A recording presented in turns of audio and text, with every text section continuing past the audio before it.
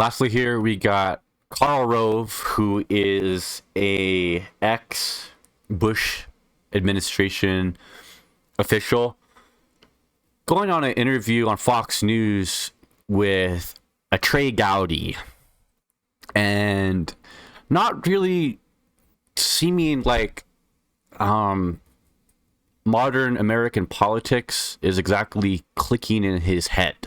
He gets about 80% of what he says here is accurate, and his advice for GOP candidates who want to attack Trump, it actually, I think, is pretty sound. But what he's failing to realize is the calculus of why GOP candidates either don't want to, or have failed to, or have no interest in attacking Trump in any sort of meaningful, tangible, sustained way. So, really fascinating stuff here. Let's go ahead and dive into the video. So how do we make sense of this? A majority of Americans do not want a rematch between Joe Biden and Donald Trump, but Biden is running again and will be the nominee, and Trump is running again and is the overwhelming front runner for the Republican nomination. People claim they want change, they want new and different choices, and yet the same candidates are renominated time and time again. Joining us now to discuss is former White House Chief of Staff for President George W. Bush, Mr. Karl Rove. Welcome to you, Karl. All right, help me reconcile those. They seem inconsistent. People say they don't want a rematch of 2020, and yet both Biden and Trump are the current front runners. So how do we make sense of that? Well, they're the most familiar faces around, and it's the beginning of the contest. Remember, at this point in 2000, in the 2003-2004 election, leading into the Iowa caucuses, Howard Dean was ahead. In 2008, Hillary Clinton was ahead. In 2004, 2012, Newt Gingrich was ahead going into. Howard Dean, Hillary Clinton, and Newt Gingrich also weren't elected president. They also didn't win the presidency prior to them running a second campaign. So, not exactly sure what his point is there, but sure they weren't ahead at, you know what I mean? Sure, they were leading. I mean, they were leading at one point, but they weren't president. So there's right now, these are the two most visible people in the electorate, and you're right, people do not want them to run again.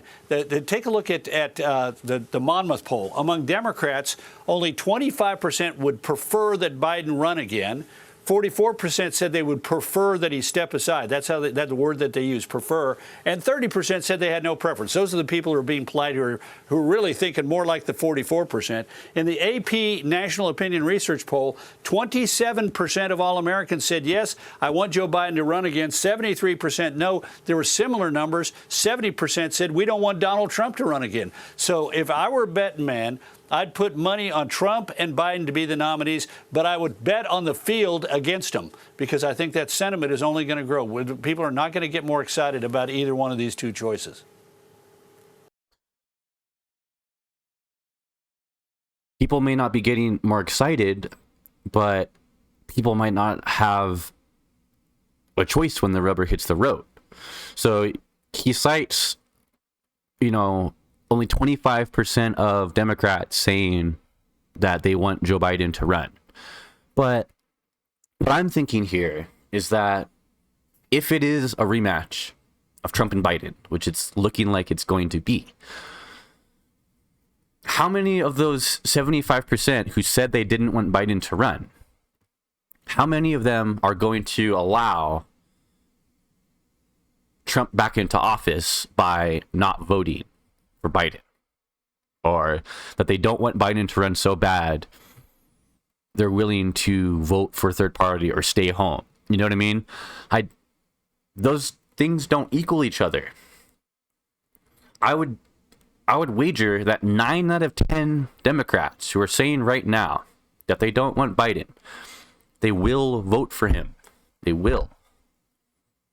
And I believe that the Republican backlash against Trump, I don't know if you want to call, I don't know if backlash is the word, but certain Republican opposition to Trump seems to be even higher than any sort of opposition from Democrats to Biden. So I really don't necessarily think that this 25% number of only 25% of Democrats want Biden to run. Okay, so what?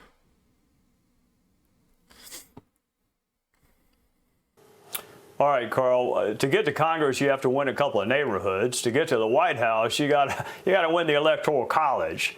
What states that Republicans lost the last time around do you think would really be in play in 2024? I mean, where can they pick up Electoral College votes? Well, we had a couple of states that were very narrow, and Arizona and Georgia in particular, and Wisconsin to a lesser extent. All three of those could. But look, this is going to depend on the candidates. My view is if it's Joe Biden and Donald Trump, Joe Biden is likely to win unless the concerns about age grow and our concerns about Kamala Harris grow. Concerns about age and Trump is, almost as old as Biden. He's slightly younger than Biden, but let's keep talking about Biden's age, I guess. But if it is Biden against virtually any other Republican, Arizona, Georgia, Wisconsin are going to flip, and then probably some other states like Pennsylvania and Nevada, which was very close, and New Hampshire, which was close. Also, we have Karl Rove here stating that worries about Kamala Harris are going to somehow drive the American people to not vote for Biden. But let's just look at some of the people that Trump has been flirting with in his mind, at least reportedly, considering to be his GOP running mate in 2024. And we got figures like Marjorie Taylor Greene and Carrie Lake. The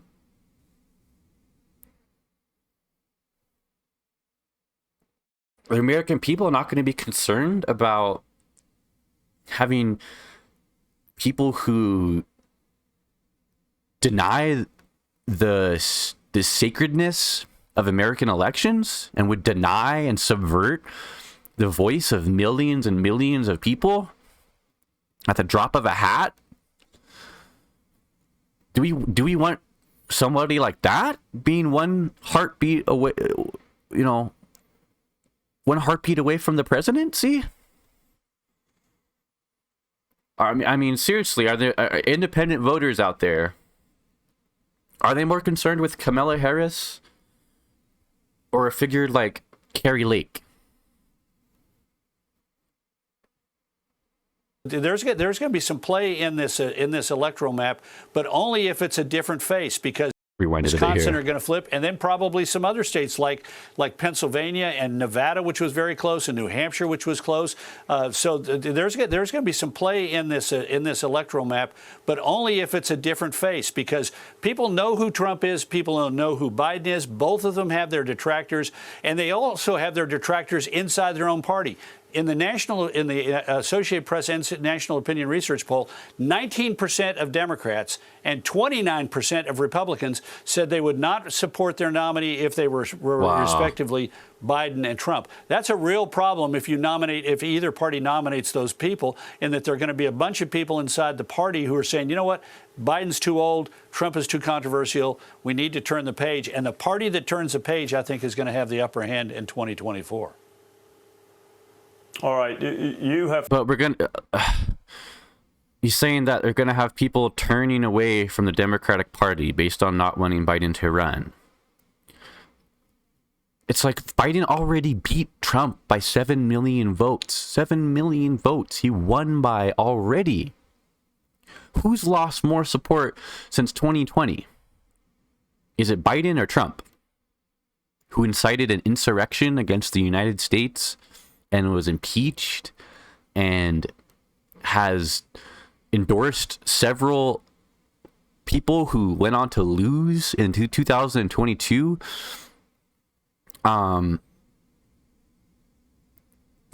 are these Democrats that are defecting to the point that they're not going to vote for Biden? Where are they? I mean, I get people being concerned about his age. I get people being concerned about some of his perceived gaffes. But when the rubber hits the road, I truly believe that 9 out of 10 people who call themselves Democrats can see the writing on the wall, and their potential desire to have somebody else be running, that doesn't mean that they're not going to vote for him. Okay, because like Biden says, don't compare me to the almighty, compare me to the alternative. Compare me to the alternative. I believe that that's what many American people did in 2020, myself included. I didn't vote for Biden in the primaries. I voted for Bernie Sanders. Did I vote for Joe Biden in the presidential election? You bet your ass I did. Okay. Forgotten more about this than I will ever know. I take your word that all the names you just called were the front runners, and they rewind it a bit. All right, you have forgotten more about this than I will ever know. I take your word that all the names you just called were the front runners, and they wound up not being the nominee. It seems like President Trump's lead is pretty prohibitive right now, but what do challengers need to do to make a race of this on the GOP side? Yeah. Well, first they need to articulate a vision that says, I am change and I'm new and different. I've been a successful governor or successful senator. I've been a successful leader in private sector. And I've got a vision for the future that causes you to say, you know what, that sounds good. Second of all, they've got to deal with President Trump. They've got to say, you know what, you did a lot of good. The Republicans have to become a party of policy and of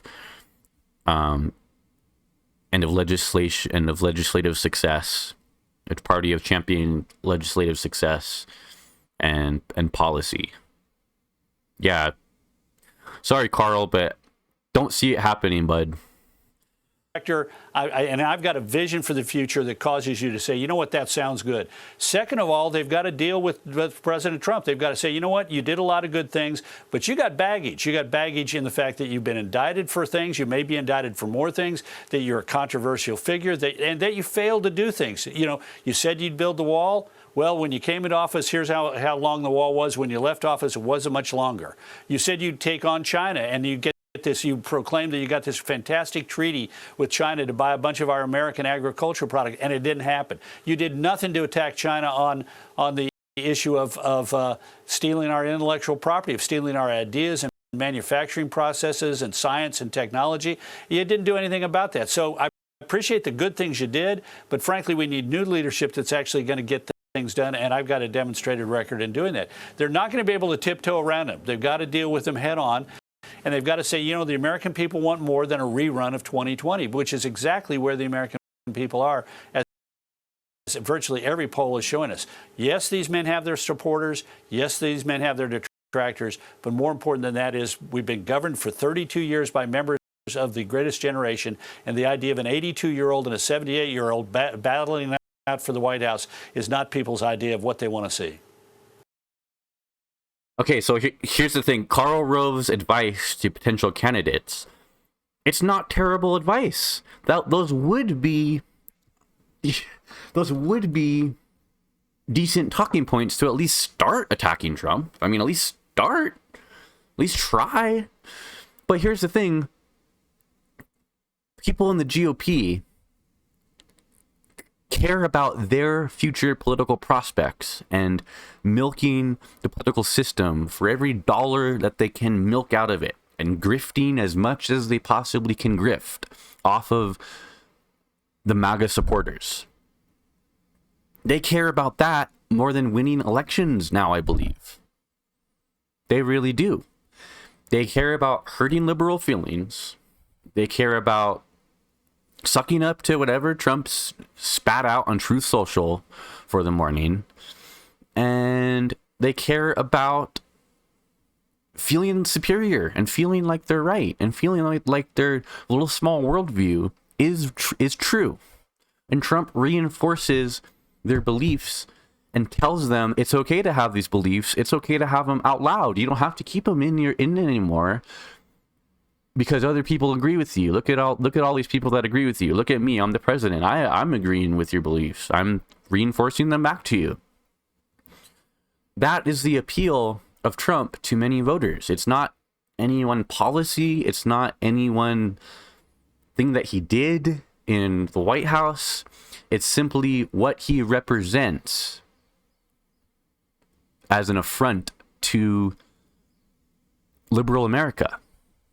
It's basically them sticking up their finger to liberal America and going, screw you. We don't care about progressing this country. We want to take it back to a time when white people had all the power. That's what they want. They want power. They want control. They want to hurt lib feelings. They don't care about, a candidate with this policy would appeal to X amount more voters. And I got a couple of statistics here to wrap up the show that's going to prove exactly my point. So we got Fox News brass might be unnerved. Why the Fox News brass might be unnerved after seeing the ratings in the aftermath of Tucker Carlson's firing. So if we had a base of the MAGA wing that was wanting to go back to substantive policy debate, whenever the GOP debated policy, not in my lifetime. I'm not sure if it ever happened. If it did, I'm gonna have to go and learn about that. I guess it was back in the 70s. Really, it was before Reaganism. Might be the last time that the Republicans even debated any policy. But I digress. My point is that if there was a huge base of people in the Republican voter base that were itching for this return to substantial policy debates, why is our Fox News's ratings cratering after Tucker Carlson was fired? You would think that you would see a relief or an expression of joy. Yes, we can be past this fear-mongering, be past the conspiracy theories, be past lying about the 2020 election, be past worrying about every single one of Trump's grievances and amplifying his grievances with a megaphone every single night. But no. This is when Brian Kilmeade filled in on Monday evening for Carlson, who spent years as the unquestionable ratings king at Fox News. The channel drew an average of 2.6 million viewers and 294,000 in the key advertiser-coveted 25 to 54 demographic, according to Nielsen Media Research. That's very good by normal cable standards. It's even good by Fox News standards, but in context of the numbers that his predecessor regularly posted, it was a noticeable dip. Compare Kilmeade's Monday ratings to the previous start of the weeks in which Carlson helmed the hour.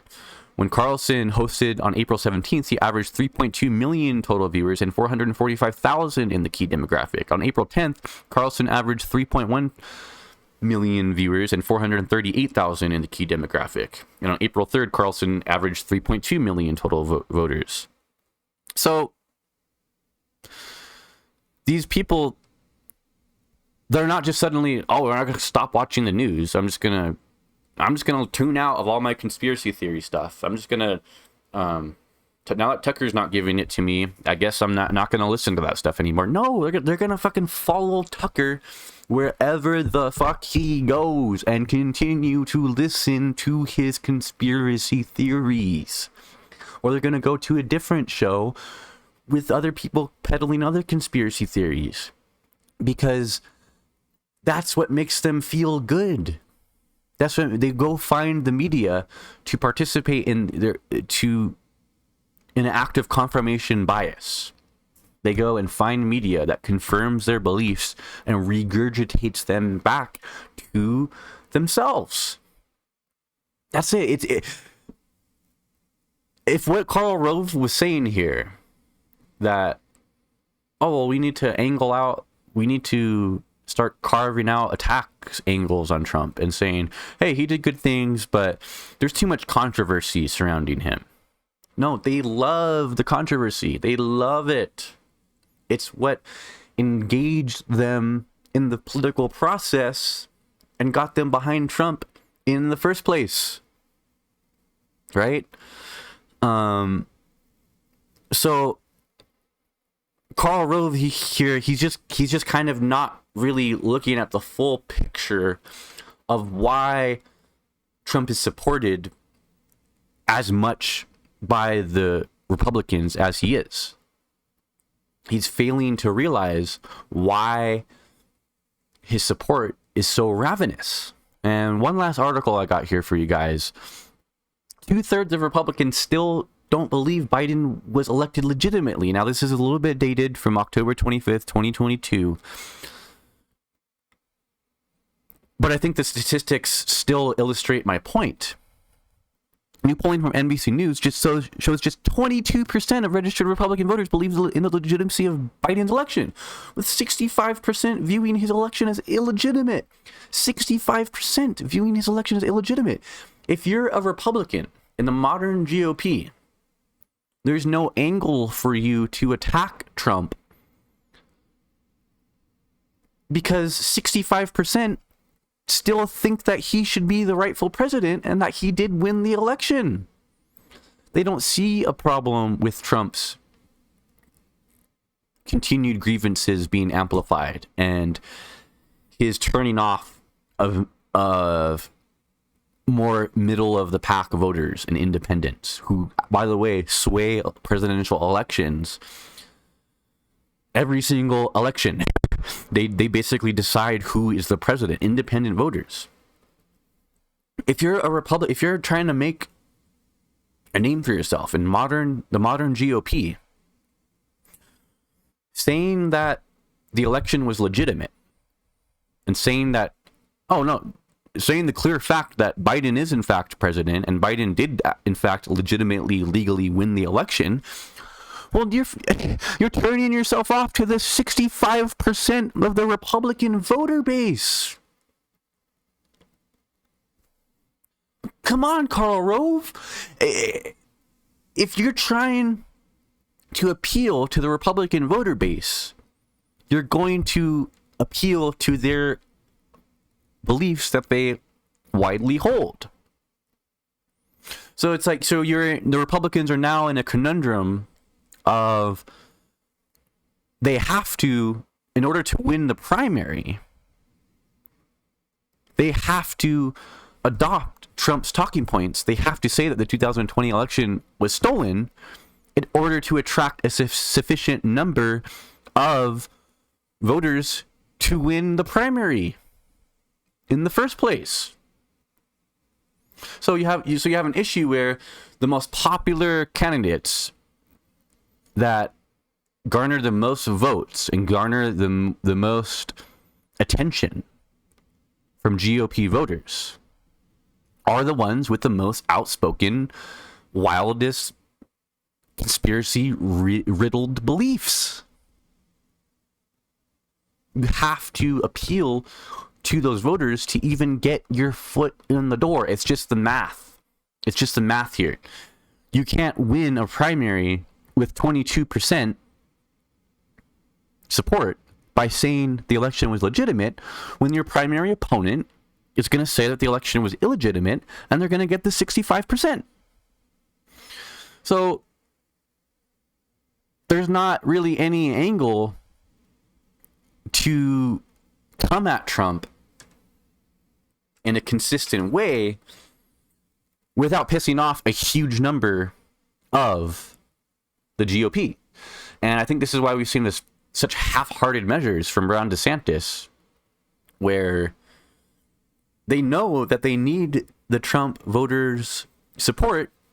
So they're kind of like not head on attacking Trump, kind of hoping that the law handles him, or that people do get fed up with his scandals and they go, oh, look, there's this DeSantis guy here. He hasn't said anything bad about Trump. He hasn't said anything bad about the election being legitimate. So we'll go. Well, I guess we'll go over and vote for him. He's close enough to Trump. He's not exactly Trump, but he's close enough. That's the ploy that the DeSantis campaign is making. Now, I don't think it's going to work ultimately, because Trump's support has only gone up since he's been indicted. Up. And if he was to be indicted for, in the Georgia case, for election crimes that were committed during his call with Brad Raffensperger, as well as other election officials, I postulate and I predict that we might see even more, his support even go higher than the Alvin Bragg indictment, just based on the merits of the case being focused on the 2020 election, which they overwhelmingly think was stolen. So, Karl Rove here, my man, you gotta kind of wake up and smell the coffee and realize that maybe in normal politics land, taking the approach that he laid out in that interview might be a good idea, might be something that would be effective, might get somebody some, a little bit up there in the polls.